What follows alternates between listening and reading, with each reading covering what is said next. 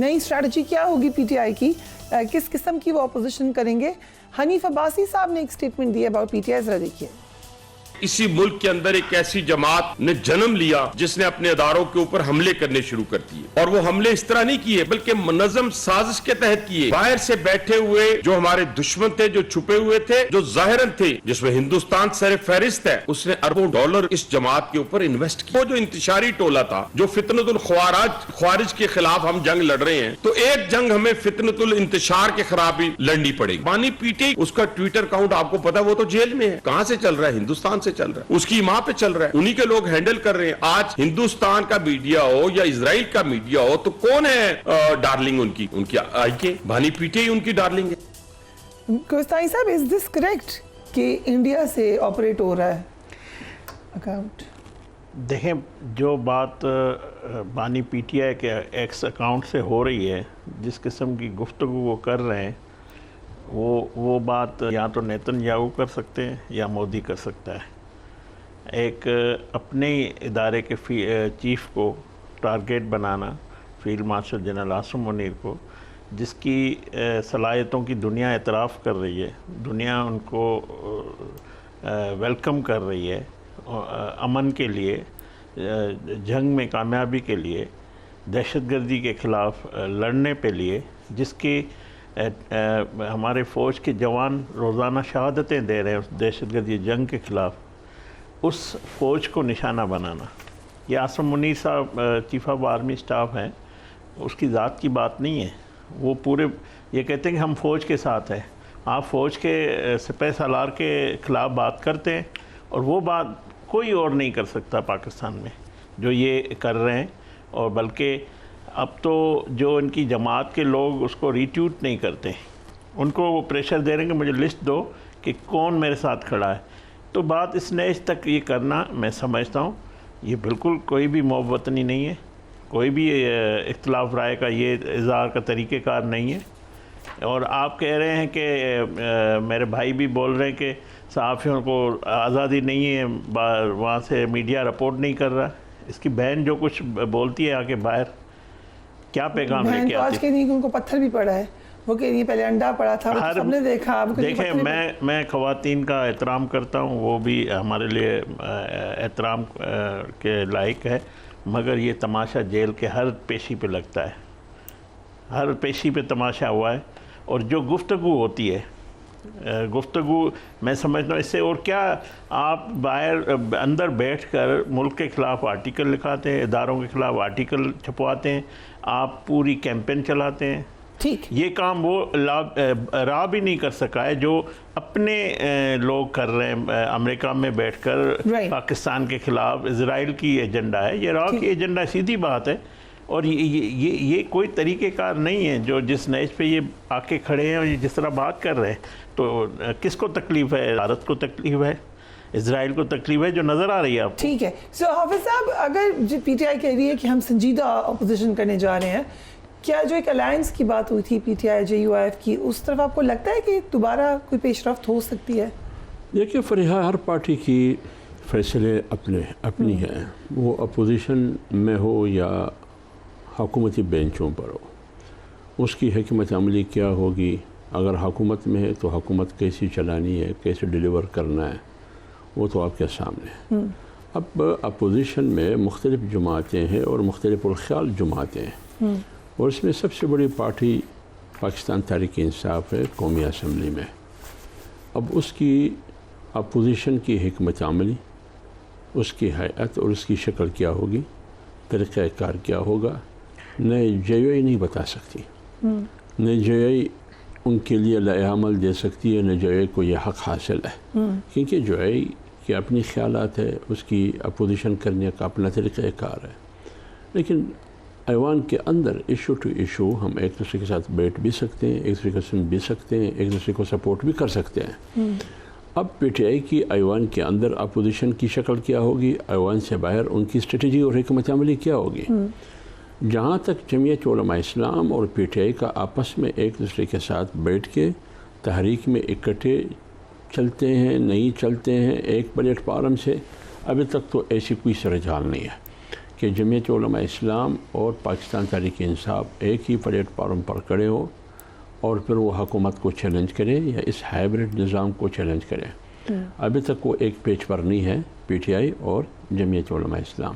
البتہ ایوان کے اندر، پارلیمنٹ کے اندر ایسے ایشوز بہت پہلے بھی آئے ہیں، آگے بھی آ سکتے ہیں، جس میں پی ٹی آئی جے یو آئی کو سپورٹ کرے گی اور جے یو آئی پی ٹی آئی کو سپورٹ کرے گی۔ اس کے یہ ممکن ہے کیونکہ ہم دونوں اپوزیشن پارٹیاں ہیں۔ جمہوریت کی استحکام کی بات وہ بھی کرتی ہے، ہم بھی کرتے ہیں۔ آئین کی بالادستی کی بات وہ پارٹی بھی کرتی ہے، ہماری پارٹی بھی کرتی ہے۔ قانون کی حکمرانی کی بات وہ بھی کرتی ہے، ہم بھی کرتے ہیں۔ اور پارلیمنٹ کی سپریمیسی اور خود مختاری اور استقلال کی بات پی ٹی آئی بھی کرتی ہے اور جے یو آئی۔ عوام موجودہ حکومت سے مطمئن نہیں ہے۔ مہنگائی آسمان کو چھو رہی ہے۔ آپ بجلی کو سامنے رکھ کے، آپ گیس کو سامنے رکھ کے، آپ پیٹرول اور ڈیزل کو سامنے رکھ کے، ٹماٹر کلو 290 روپے ٹماٹر کلو ہے، چینی 300 تک 290 تک چینی۔ جیسے کہ بھائی نے کہا کہ گندم سکینڈل 400 ارب روپے سے کم نہیں ہے، چینی سکینڈل 400 ارب روپے سے کم نہیں ہے، تو پھر یہ کون لوگ کر رہے ہیں نا؟ یہ تو عام آدمی تو یہ نہیں کر سکتے ہیں، لیکن یہ 400 اور 400 ارب روپے کا سکینڈل اور یہ کرپشن پھر کہاں سے نکلتا ہے یہ خسارہ؟ پھر میرے اور آپ اور عام آدمی اور غریبوں کی جیبوں سے پھر اس کمی کو پورا کرنے کی کوشش کی جا رہی ہے۔ تو کیا عوام صرف اس مقصد کے لیے کہ ان کو ہم ذبح کرے یا اس کو کچھ سہولیات بھی دینی ہے زندگی کی؟ رائٹ، بٹ فیصل چودھری صاحب، سول ریلائنس پی ٹی آئی کی آپ کو لگ رہا ہے کہ اسی قسم کی سٹیٹمنٹس پر ہے؟ یو ایس اے سے ایڈ آ جائے گی، یہ یا کوئی اسٹریٹجی بھی ساتھ ہونی چاہیے؟ آپ کو کوئی نظر آ رہی ہے پی ٹی آئی کی اسٹریٹجی کہ دوبارہ؟ ابھی میں ایک بات عرض کر لوں، یہ تیونس میں ابھی جو انتخابات ہوئے، تیونس میں جو وقار سعید نام ہے یا کون جو ابھی منتخب صدر بنے یا وزیر اعظم، یہ عام آدمی ہے، لیکن اس کے مقابلے میں جو آدمی ہارا اس نے جتنا دولت اور سرمایہ، میڈیا رپورٹس کی بات میں کر رہا ہوں، جتنا دولت سرمایہ انہوں نے لگایا، تو وقار سعید جو ابھی منتخب ہو کے عوام نے منتخب کیا، وہ ایک غریب آدمی ہے، اس کے پاس کچھ بھی نہیں ہے۔ تو لہٰذا تیونس کو آپ بھی دیکھیے، اگر وہاں ہو سکتا ہے تو ادھر بھی ہو سکتا ہے، رائٹ؟ جی، ڈو یو ایگری چودھری صاحب کہ ادھر بھی ایسا ہو سکتا ہے؟ دیکھیے، اگر ہم سیاسی تاریخ کا مطالعہ کریں تو یہ نظر آتا ہے کہ پاکستان میں یا ساؤتھ ایسٹ ایشیا میں، اس ریجن میں، سارک میں بھی جو اکانومی ہے وہ، اگر اس کی جو آج کل حالات ہیں پاکستان میں اور جو نظر آ رہے ہیں، جلدی نیچرل ڈیزاسٹر بھی بہت ہو گیا ہے، پیچھے ذمہ دار جو ہے وہ کافی سفر کیا ہے، اور ابھی اس سال بھی آپ کی جو مین کراپس ہیں وہ ڈیمیج ہو گئی اور سال ڈیڑھ تک اس کی جو کاشت ہے وہ ممکن نہیں ہے، تو اس کی وجہ سے بھی پرابلم آئے گا۔ اب آپ کو یاد ہے ایوب خان کے دور میں چینی جو ہے وہ میرے خیال میں کچھ آنے پڑی تھی، تو وہ ایک بہت بڑا ان کو مسئلہ پڑا۔ تو جو اکانومی ہے، لوگوں کی بھوک جو ہے، جو ان کے مسائل ہیں، جو اس وقت پاکستان کو جو سیریس مسائل درپیش ہیں، ایک تو یہ حکومت اور ان کے نان سیریس وزیر ہیں جو سب سے بڑا مسئلہ ہے، دوسرا اکانومی کا مسئلہ ہے، لا اینڈ آرڈر کا مسئلہ ہے، کرپشن کا مسئلہ ہے، مس مینجمنٹ کا مسئلہ ہے۔ یعنی آپ جس ادارے کو دیکھیں اس کو اس حکومت نے تباہ کر دیا ہے، چاہے وہ کرکٹ ہو، چاہے وہ جوڈیشری ہو، چاہے وہ پارلیمنٹ ہو۔ ڈپلومیٹکلی آپ اپنے باہر تو جو ملٹری ڈپلومیسی ہے، پاکستان نے جب انڈیا کو شکست دی ہے جنگ میں، اس کا فائدہ ہوا ہے، لیکن افغانستان کے ساتھ معاملات جو ہیں وہ ہمارے نارملائز نہیں ہیں۔ حافظ احمد اللہ صاحب بیٹھے ہیں، مولانا اسد محمود صاحب کے ساتھ ایک واقعہ پچھلے کچھ ہفتے پہلے ہوا، یہ بڑے الارمنگ سچویشن ہے، اور اس ساری سچویشن کو پاکستان کو بھی تو کہیں لے کے جانا ہے نا جی۔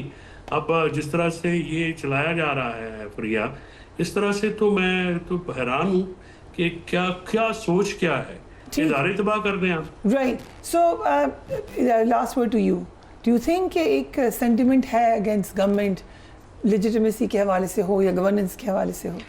دیکھیں، بانی پی ٹی آئی یا پی ٹی آئی کی یہ خواہش ہمیشہ رہی ہے۔ 2014 میں بھی انہوں نے کوشش کی، 2020 میں جب 22 میں جب ان کے خلاف نو کانفیڈنس موو ہوا ہے تو یہی خواہش کر رہے تھے کہ جس طرح سری لنکا ڈیفالٹ ہوا تھا، پاکستان ڈیفالٹ ہو جائے، اور اس نیچ پہ یہ چھوڑ کے گئے تھے، یہ چاہتے تھے کہ پاکستان کا دیوالیہ ہو جائے۔ یہ ان کی خواہش ہے۔ یہ انتشار کس وجہ سے، یہ فساد کس وجہ سے، یہ ہجوم کیوں ہے؟ مگر ان کو افغانستان کی بات کر رہے ہیں، یہ کہتے ہیں کہ کے پی کے کا وزیر اعلیٰ جائے افغانستان میں جا کے بات چیت کرے گا. کے پی کے وزیر اعلیٰ کو نیشنل ایکشن پلان کے ساتھ بیٹھنا ہوگا, دہشت گردوں کے خلاف کارروائی مل کے کرنی ہوگی. مجھے بتائے کہ جو آئین کو نہیں مانتا ہے, جو پاکستان کو نہیں مانتا ہے, اس سے آپ اس کو جو سپورٹ کرنے والا یا جو سپورٹ کرنے والا یا جو ان سے بات چیت نہیں ہو سکتی, ان جو ہمارے افواج پہ حملے کرتے ہیں, جو ہمارے جوانوں کو روزانہ شہید کرتے ہیں, جو اس جنگ کے خلاف شہادتیں دے رہے ہیں, یہ میں نے کہا نا کہ اس ملک کا سب سے بڑا مسئلہ نان سیریس وزیر ہیں اور یہ غیر سنجیدہ حکومت ہے. نہیں, آپ کی سنجیدگی ہے, آپ کی خواہش ہے کہ پاکستان ڈیفالٹ کرے. افغانستان کے ساتھ معاملہ دیکھیے, میرے خیال میں یہ پالیسی صوبائی حکومت کی نہیں ہے کہ وہ نیگوزیشن کرے کابل سے. یہ وفاقی حکومت کی ذمہ داری ہے. ٹھیک ہے, لیکن بات یہ ہے کہ جو سنجیدگی جب انڈیا کے ساتھ اس قسم کے مسائل سامنے مشکلات آتی ہے تو جتنی سنجیدگی پاکستان دکھاتے ہیں یا ایران کے ساتھ, آپ کو یاد ہوگا 48 گھنٹے میں مسئلہ حل ہوا اور انڈیا نے ابھینندن ان کی جہاز گرائے, ابھینندن کو گرفتار کیا 72 گھنٹے میں. تو جب ہم وہاں مذاکرات کرتے ہیں, بات چیت کے ذریعے مسئلے کا حل نکال سکتے ہیں, لیکن ہم افغانستان کے ساتھ بھی بیٹھ سکتے ہیں. ٹھیک ہے, اور یہ آپ حکومت کہہ رہی ہے گزشتہ حکومت بھی اور موجودہ کہ افغانستان میں موجودہ حکومت پرو پاکستان ہے. تو جب پرو پاکستان حکومت ہے تو ان سے بیٹھ کے بات کریں. یہ جو جتنی بھی چیزیں ہیں, جتنی بھی مشکلات اور شکایات ہیں, اس کو اٹھا کے بات کریں. ایک پورا ڈیٹیل شو رکھیں گے.